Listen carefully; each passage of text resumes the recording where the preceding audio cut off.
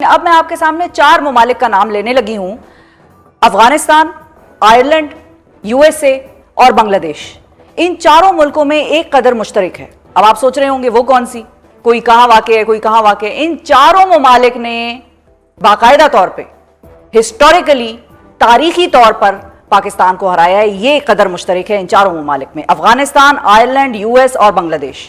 और यहां पर तो हाल ये हुआ है कि बिल्कुल तारीखी वाइट वॉश हो गया है।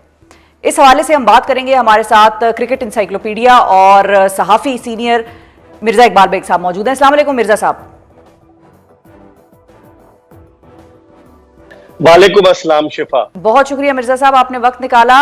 इसको सर हम क्या कहेंगे, ह्यूमिलिएशन कहा जाए या पाकिस्तान क्रिकेट का 9/11 हो गया आज? ये आपने 9/11 बिल्कुल सही कहा। 16 अक्टूबर 1952 को पाकिस्तान पहला क्रिकेट टेस्ट मैच खेला था फिरोज शाह कोटला ग्राउंड नई दिल्ली में, और उसके बाद से लेकर अब तक इतनी ह्यूमिलेशन नहीं हुई कि बांग्लादेश की टीम, उसने पाकिस्तान को आपके घर में घुसकर जिस अंदाज से आउट क्लास किया है, वो वाकई में हैट्स ऑफ टू देम। जो उनकी परफॉर्मेंस रही, आपकी टीम तो बिखरी बिखरी नजर आई। आपके प्लेयर्स तो shorter version of cricket T20 league में जाने के लिए बेताब बेचैन होते हैं, क्योंकि वहां पैसे आपको बहुत मिलते हैं, करोड़ों रुपए मिलते हैं। लेकिन क्रिकेट का जो असल हुस्न है, टेस्ट क्रिकेट, मार्च 1877 से शुरू हुई है शिफा। और उस टेस्ट क्रिकेट में हम लोग बिल्कुल ही, अब जो ICC की टेस्ट चैंपियनशिप की पॉइंट्स टेबल आज आई है, उसमें पाकिस्तान जो है वो सिर्फ वेस्ट इंडीज से ऊपर है, और बांग्लादेश हमें हराने के बाद चौथे नंबर पर आ गया है, भारत, ऑस्ट्रेलिया और न्यूजीलैंड के बाद। तो हमारी क्रिकेट कहां खड़ी है? कौन इसका जवाब देगा? शायकीन क्रिकेट बड़े दिल बर्दाश्ता है, क्योंकि वो टीम बांग्लादेश की, जिसके मुल्क के अपने हालात खराब थे, उनके खिलाड़ी प्रैक्टिस नहीं कर सके, वो पाकिस्तान आए और पाकिस्तान क्रिकेट बोर्ड ने तो सर फिर आपने जब जो के सवाल खड़ा कर दिया खुद ही, तो फिर उस सर्जरी का क्या हुआ? उसके बाद जो सर्जरी होनी थी पाकिस्तान क्रिकेट की, मरीज खतरे से बाहर है या हालत तशवीशनाक है अभी भी?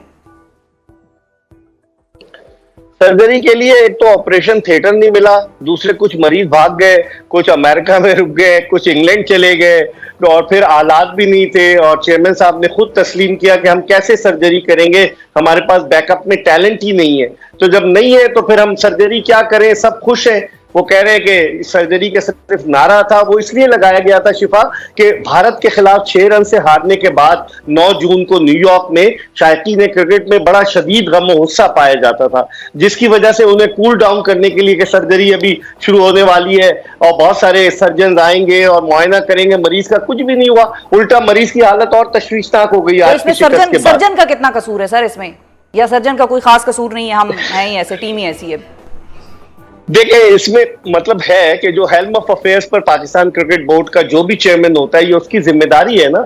उन्होंने खिलाड़ियों के इंतखाब के लिए सिलेक्शन कमेटी बनाई, उन्होंने वो गैर मुल्की कोचेस को लेकर आए, उन्होंने कप्तान का तकर्रुर किया और बहुत सारी चीजें, इंसेंटिव दिए खिलाड़ियों को। लेकिन कसूर तो उनका है ना, क्योंकि जिन्होंने इनका तकर्रुर किया है। अब मसला यह है कि कसूर बेशक उनका है, लेकिन उनके इर्द गिर्द जो लोग हैं चेयरमैन साहब के, जो उनको मशवरे देते हैं, वो ऐसे लोग हैं जो जोंक की तरह चिमटे हुए पाकिस्तान क्रिकेट से। जो भी चेयरमैन आता है वो उसके साथ हो जाते हैं। तो उन लोगों को भी आपको साफ करना पड़ेगा, उनकी सर्जरी भी बहुत जरूरी है। अगर मिर्जा साहब आपने worst man of the match का अवार्ड देना हो तो आप किसको देंगे? बस मैन ऑफ द मैच का अवार्ड तो मैं सारे खिलाड़ियों को दूंगा, पाकिस्तान के सिवाय 1-2 के जिन्होंने अच्छा परफॉर्म किया है, क्योंकि ये टीम जिस तरीके से खेली है, कोई यकजहती नजर नहीं आ रही थी शिफा। ऐसा लग रहा था अपने अपने लिए खेल रहे हैं, कोई अकाउंटेबिलिटी नहीं थी, just going through the motion. मेरे ख्याल में इसमें 2-3 के अलावा बाकी सबको ही वर्स्ट का अवार्ड दिया जाएगा। सही है। अच्छा मिर्जा साहब, अब अगला जो मरहला आ रहा है ना, वो इससे भी बड़ा संगीन है। अगले माह 7 तारीख को इंग्लैंड की टीम आ रही है, जिनको बेसबॉल का खालिक कहा जाता है। अब इनका क्या करना है? इन लड़कों से जान कैसे छुड़ानी है अपनी? देखिए, दिसंबर 2022 में यही टीम आई थी जो 3-0 हमें हरा कर गई, व्हाइट वॉश करके गई।